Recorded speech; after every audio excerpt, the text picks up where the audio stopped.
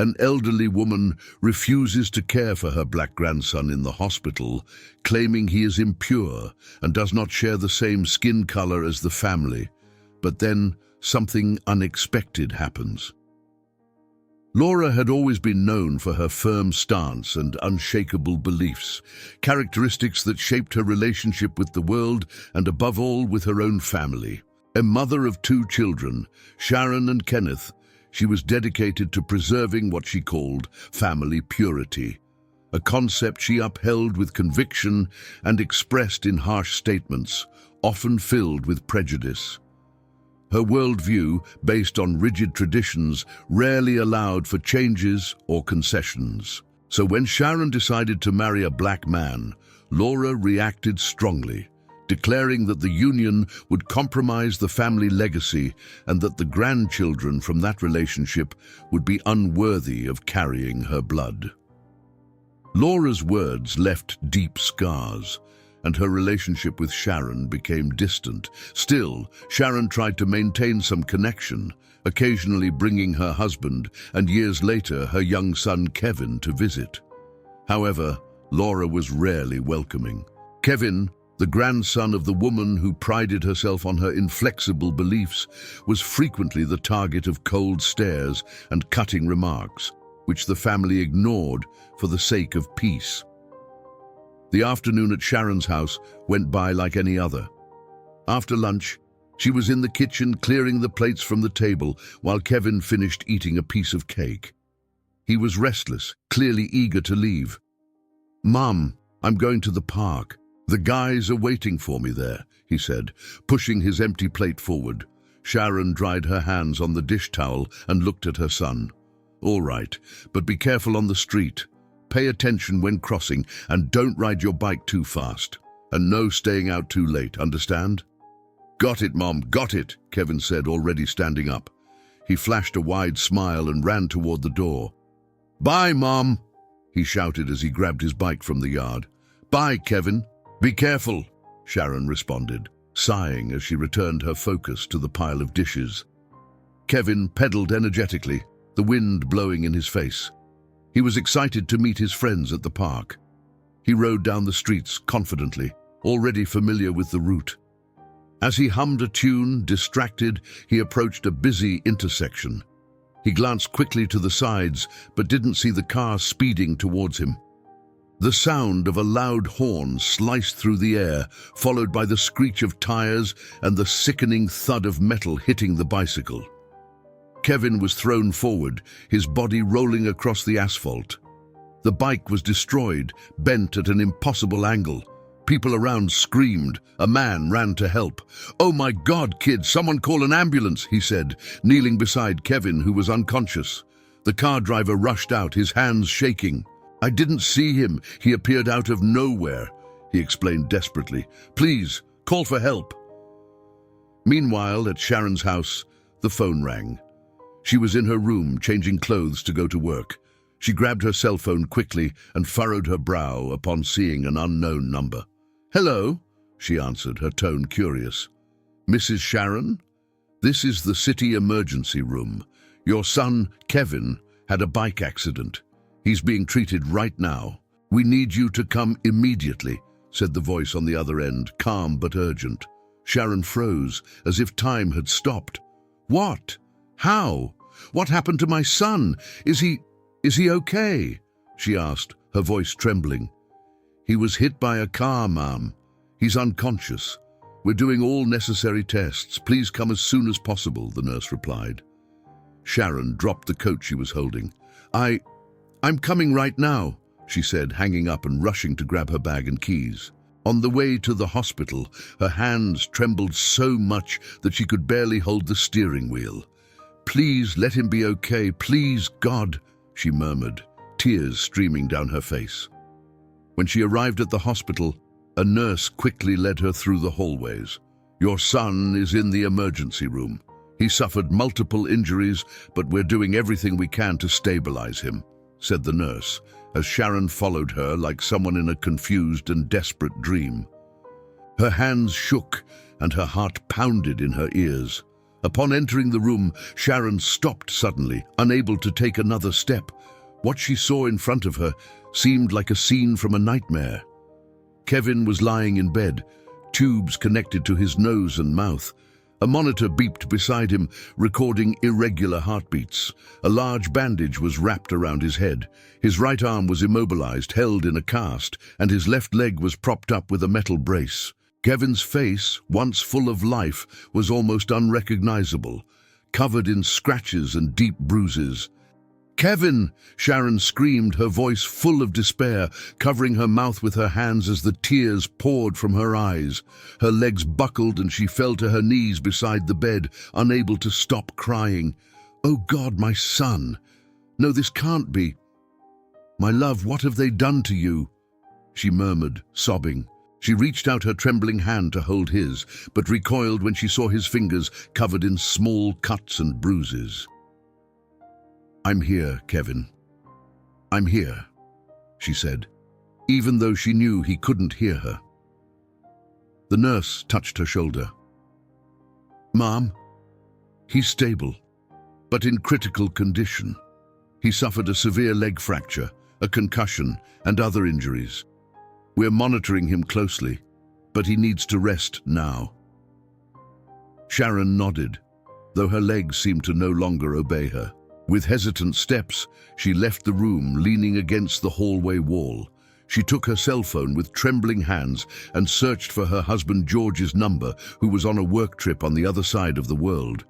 When he answered, his calm voice made her break down even more. "George, it's Kevin. He's in the hospital," she said, struggling to speak as her sobs interrupted her words. "Sharon, what happened? For God's sake, is he okay?" George asked urgently. "He was hit by a car, George. It was horrible. He's so hurt, so I don't know what to do," Sharon replied, her voice barely a whisper. "He's unconscious, covered in injuries. They said he's stable, but I can't see him like this." "Calm down, Sharon, please. I'll take the first flight. I'll be there as soon as I can," George said, trying to sound firm, but Sharon could hear the tremor in his voice. "Please, come soon. I don't know if I can do this alone," she said, her eyes fixed on the floor. "I need you here." "I'll be there, I promise," George replied. She hung up the phone with a heavy sigh, feeling even more alone in the face of the situation. After a few minutes, Sharon returned to Kevin's room. She sat next to him, her hands folded in her lap, staring at her son's battered face. "You're so strong, my boy. I know you'll get through this," she murmured, more to herself than to him. Hours passed, and Sharon's phone rang again. She slowly got up, left the room, and answered. "George," she said, her voice soft. "It's me," he replied. "I got a flight, but it's not leaving until tomorrow, and it has multiple layovers. I won't be able to get there for almost a week, depending on delays." "A week?" Sharon said, her voice full of disbelief. "George, I can't stay here all that time. I have to work, and Kevin can't be alone. He needs someone by his side." "I know, Sharon, I know," George said, frustration evident in his voice. "I'm doing my best from here, but you'll have to find someone to help until I get there."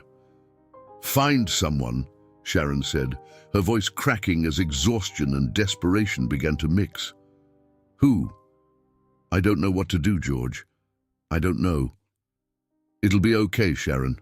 You always find a way," he replied, trying to reassure her. But his words sounded hollow to her at that moment. After a brief silence, she sighed heavily. "All right, I'll figure it out." She hung up the phone, leaning against the hallway wall, her eyes closed as she took deep breaths to calm herself. Back in Kevin's room, Sharon sat down next to him again. She gently took his hand, holding it more firmly than before, as though she wanted to pass all her strength to him. "I'll take care of you, my love. I'll find a solution. I promise you won't be alone," she whispered, looking at him with tear-filled eyes. Sharon remained seated by Kevin, her mind racing as she tried to find a solution. George wouldn't arrive in time, and she needed to return to work soon. Who could help her? She mentally ran through all the people she knew, colleagues, neighbors, even distant friends, but no one seemed like the right answer for such a delicate situation. Then an idea hit her like a lightning bolt.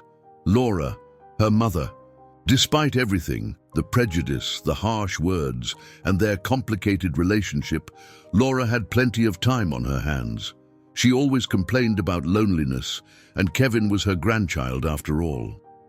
She can't refuse to help her own grandson in a time like this, Sharon thought, standing up suddenly. She's my only option. She left Kevin's room and found a nurse in the hallway.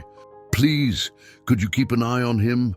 I need to step out for a few hours, but I'll be back as soon as I can, Sharon asked, her voice trembling with anxiety. Of course, ma'am.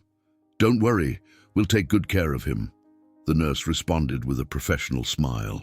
Sharon nodded gratefully and rushed to her car. As soon as she started the engine, her hands shook on the wheel, but she breathed deeply and tried to focus. She's going to help me.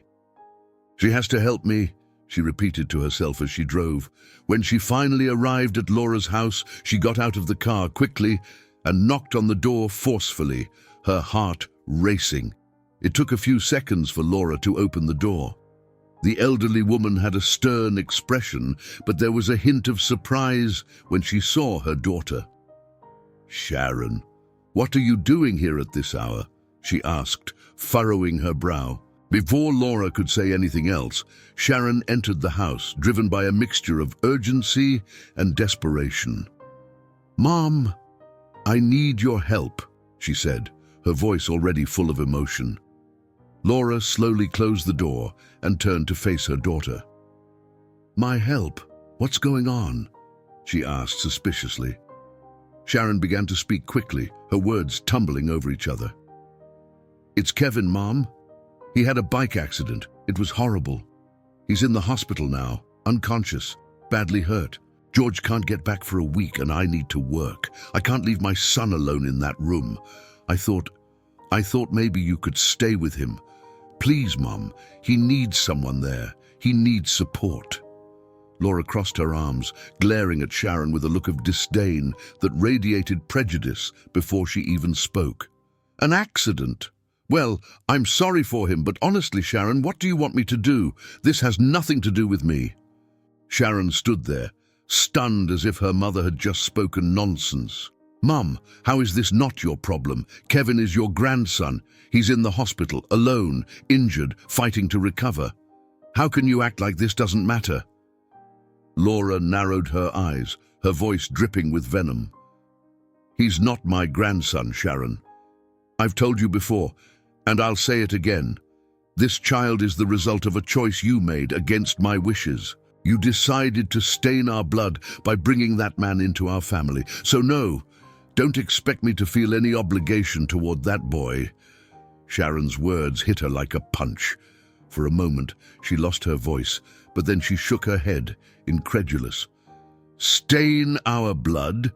You're talking about my husband, Mom, Kevin's father. George is a good man, a hard-working man who's always done everything for me and for our son. Oh, sure, George, Laura sneered.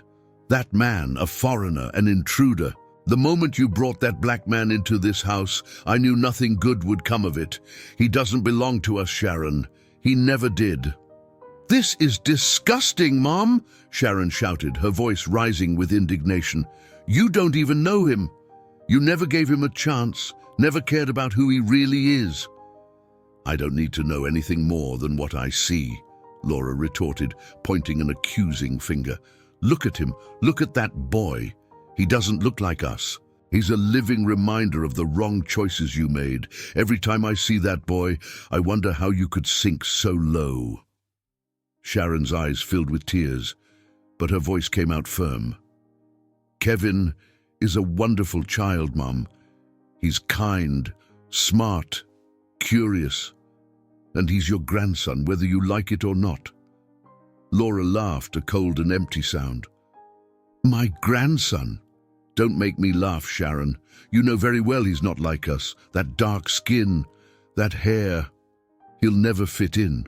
And you know what? Maybe that's for the best. At least he won't tarnish what I tried to preserve in this family."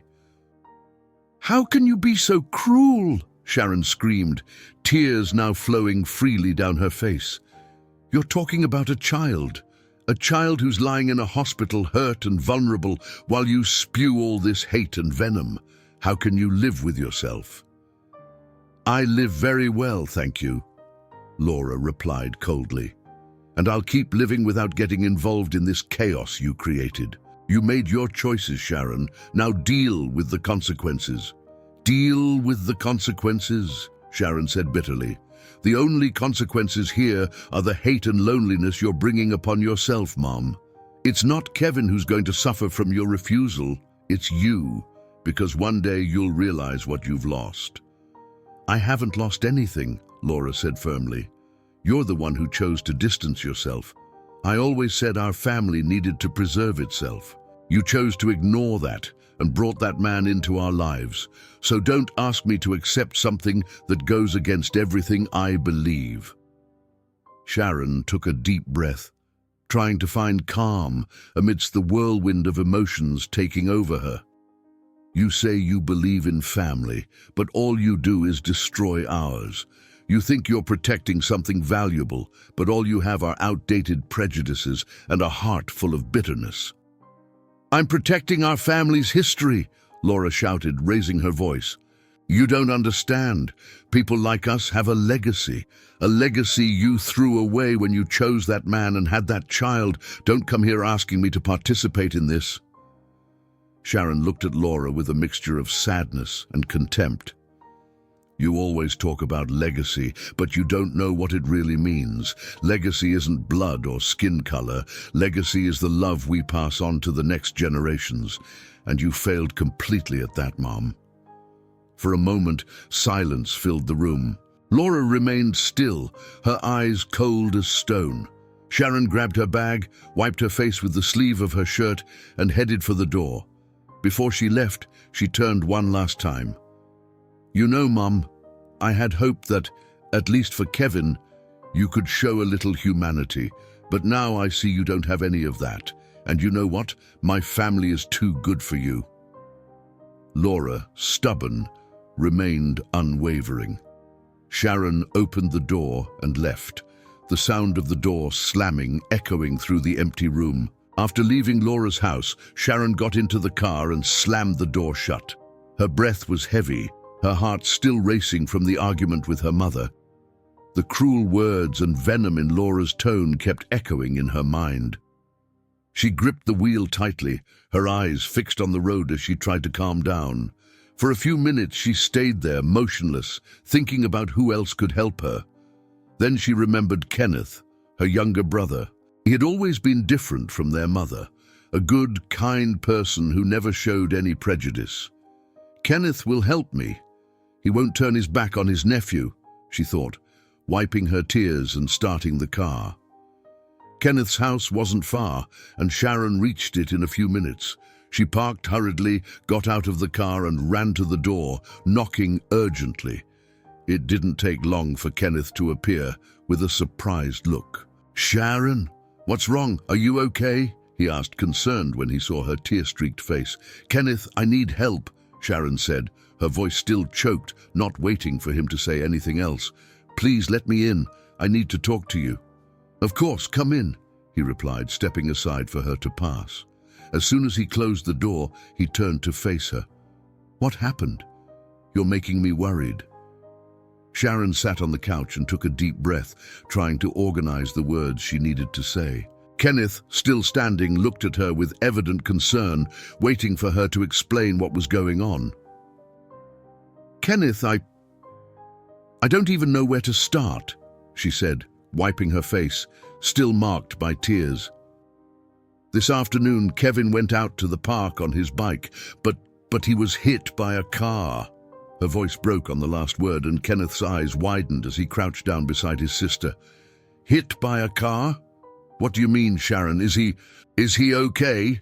Kenneth asked, alarm evident in his voice. "I don't know. He's in the hospital now. He's so hurt, Kenneth. He was unconscious when I got there. His face, his whole body. It looked like I was seeing another boy, not my Kevin. She choked on her words, holding Kenneth's hands for emotional support. The doctors said he had a concussion, broke his leg, and suffered many cuts. He was covered in tubes and monitors. Kenneth took a deep breath, concern clear on his face. "Oh my God, that's awful, Sharon. But he's stable now, right? He'll be okay?" "He will, at least that's what the doctors believe. But it wasn't just that, Kenneth." She wiped her tears quickly, trying to keep her composure. "George is traveling on the other side of the world for work, and he won't be able to catch a flight for a day with multiple layovers. He won't be here for almost a week." "A week?" Kenneth said, incredulous. "Yes, and I need to work. I've already used all my sick days. I can't lose my job, but I can't leave Kevin alone in that hospital. He's just a kid, Kenneth. He needs someone by his side.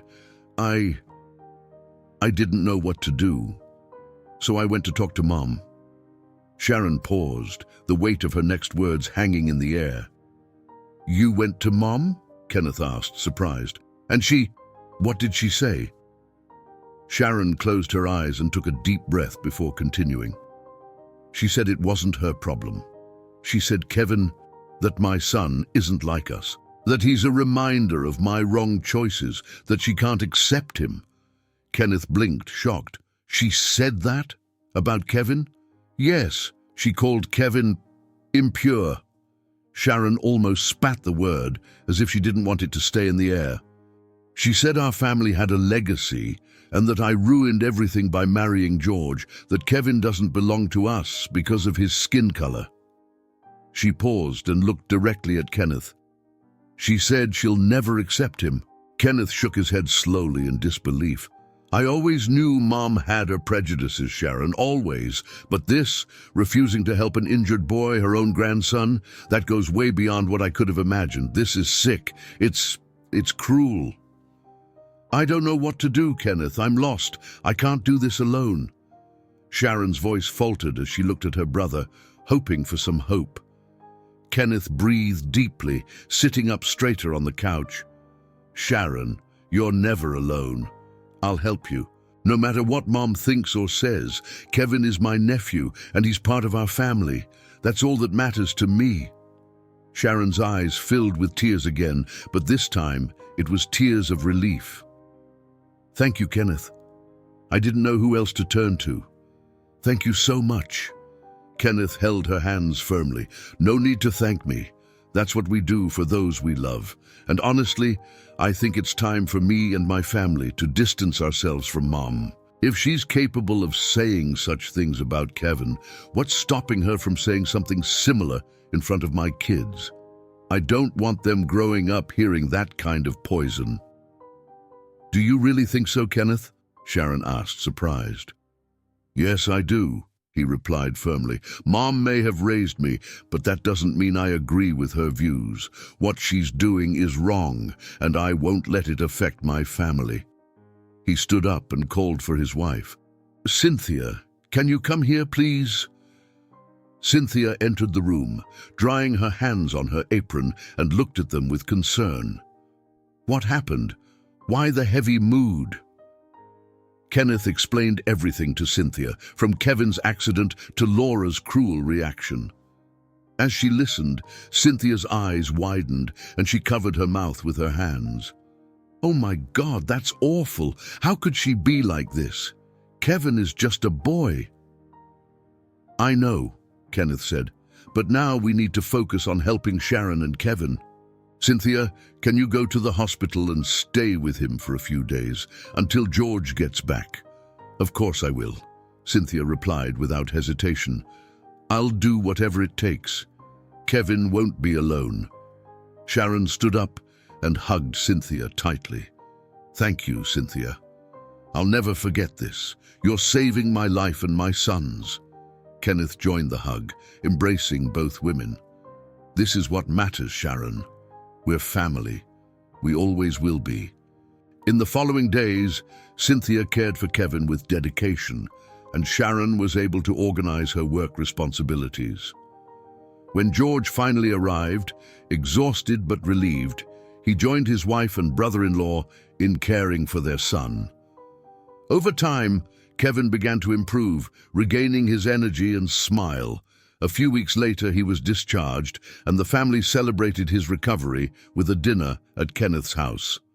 From that moment on, Kenneth and Sharon's families became even closer. The children grew up together like siblings, and the adults found comfort in mutual support. As for Laura, she never received visits or calls from her children or grandchildren again.